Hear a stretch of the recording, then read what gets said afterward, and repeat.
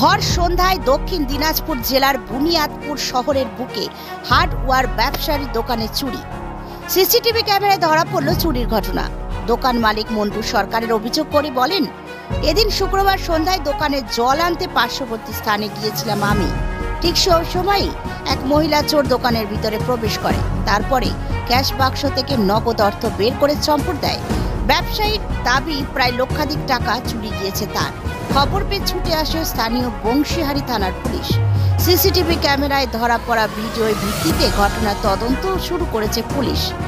ঘটনা প্রসঙ্গে স্থানীয় ব্যবসায়ী জিতেন্দ্রনাথ মণ্ডল বলেন, আমরা চাইছি দ্রুততার সাথে ঘটনার তদন্ত হোক।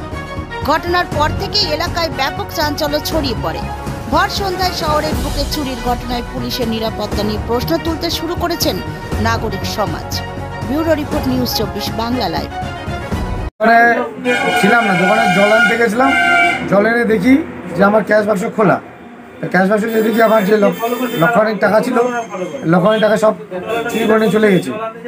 এসে দেখি যে ক্যাশ বাক্সে টাকা নেই। তো সিসি ক্যামেরাতে চেক করে দেখি একটা মহিলা ঢুকে আমার এই ক্যাশ বাক্সের টাকাগুলো নিয়ে চলে গেছে। আমি চাচ্ছি যে উনি ধরা পড়ুক, আর নেক্সট টাইম যেন এরকম ঘটনা না ঘটে, এটাই আমি চাই। হ্যাঁ। আপনার নাম? মন্টু সরকার, ডাক নাম গৌতম। এটা কিসের দোকান দাদা? হার্ডওয়্যারের দোকান। কোন এলাকা? বুনিয়াদপুর।